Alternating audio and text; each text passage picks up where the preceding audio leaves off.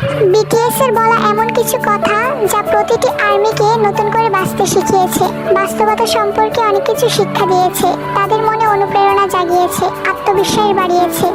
আমাদের BTS leader RM বলেছিল, এক, আমি চাই যখন তুমি কাঁদবে তখন আমি যেন তোমাকে সান্ত্বনা দেওয়ার জন্য আমার কাঁধটা বাড়িয়ে দিতে পারি।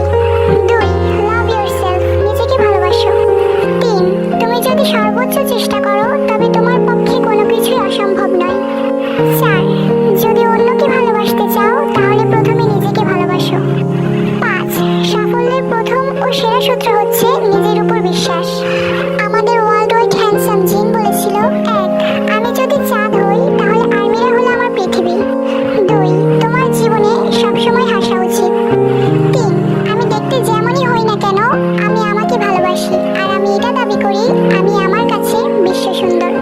চার, তুমি একমাত্র যাকে তোমার ভালোবাসা উচিত। পাঁচ, একদিন আমি লক্ষ লক্ষ প্রজাপতি আর 6টা ফুলকে হারিয়ে নিঃস্ব হয়ে যাব। ছয়, জীবনে বাঁচতে হলে হাসতে হবে, হোক সেটা সত্য অথবা মিথ্যা। সাত, জীবনে তরুণ থাকতে চাইলে তরুণ মনের দরকার। আমাদের সানশাইন হবি বলেছিল, এক, আপনি এটি হারিয়ে না যাওয়া পর্যন্ত আপনার কাছে যা আছে তার মূল্য আপনি কোনোদিনই বুঝবেন না। দুই, নিজেকে কখনো ছোট করে দেখবেন না, কারণ সবাই সব দিক দিয়ে নিখুঁত হয় না। তিন, তোমার হৃদয় পরিষ্কার রাখো এবং সর্বদা খুশি থাকো। চার, আমি জানি আমি সবার মনের মতো হতে পারিনি, তবে আমি সব সময় সবার মনের মতো হওয়ার চেষ্টা করেছি। পাঁচ, একটা উষ্ণ হাসি দয়া সর্বজনীন ভাষা। আমাদের স্যাভেজ কিং সুগা বলেছিল, এক, শুরু থেকে আমাদের সাথে না থাকার জন্য মন খারাপ করবেন না। যেদিন আপনি আমাদের খুঁজে পেয়েছেন সেদিনই আমরা আপনার জন্য আত্মপ্রকাশ করেছি। দুই, আমাদেরকে ছাড়া আর্মিদেরকে কেউ স্পর্শ করবে না। দুঃখিত, এতে আমার হিংসা হয়।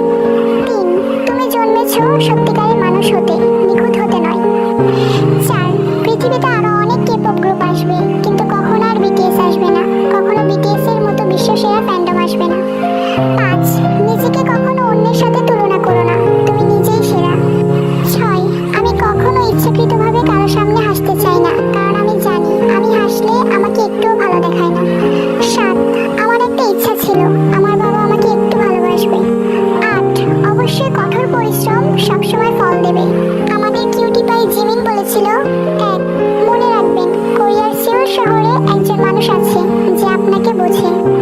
দুই, যদি তোমাকে কেউ জিজ্ঞেস করে তোমার বয়ফ্রেন্ড আছে কিনা, তাহলে তুমি আমার নাম ব্যবহার করতে পারো। তবে আমি তোমাদের কাছে অনুরোধ করে বলছি, আমাকে একজন আইডল হিসেবে ভালোবাসো, বয়ফ্রেন্ড বা হাজবেন্ড হিসেবে নয়, কারণ তুমি এমন একজনকে খুঁজে পাবে যে আমার থেকেও ভালো, কিন্তু তাকে প্রমিস করতে হবে যে সে কখনো তোমাকে হার্ট করতে পারবে না, কারণ তুমি বিটিএস ওয়ার্ল্ডের একজন সদস্য।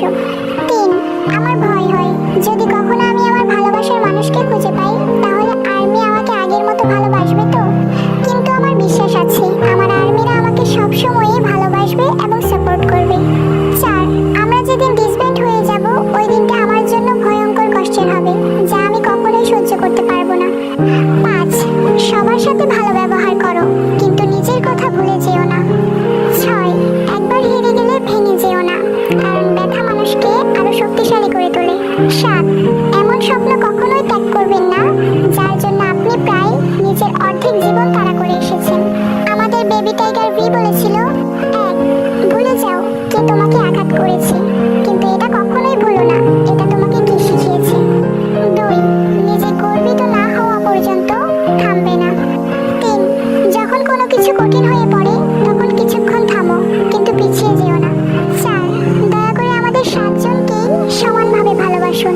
পাঁচ, আমি আমার সন্তানের মুখ থেকে প্রথম ডাক বাবা নয় আর্মি শুনতে চাই।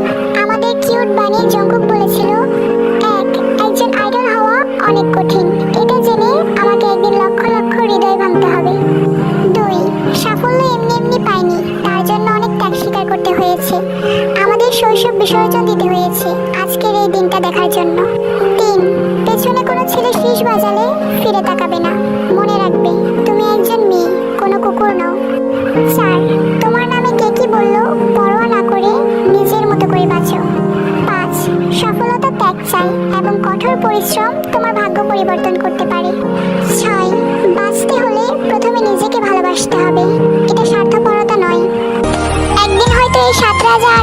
মাঝে থাকবে না, তারা হয়তো তাদের পার্সোনাল লাইফ নিয়ে বিজি হয়ে যাবে। হয়তো আমরাও নিজেদের লাইফে অনেক বিজি হয়ে পড়বো। তখন হয়তো সারাদিন কাজের ব্যস্ততায় তাদের কথা এখনের মতো বেশি একটা মনে পড়বে না। তবে দিন শেষে রাতে যখন ক্লান্ত শরীরটা বিছানায় এলিয়ে দিয়ে চোখের পাতা দুটি এক করবো, তখন সর্বপ্রথম আপনাদের কথাই মনে পড়বে। আপনারা না থেকেও প্রতিটি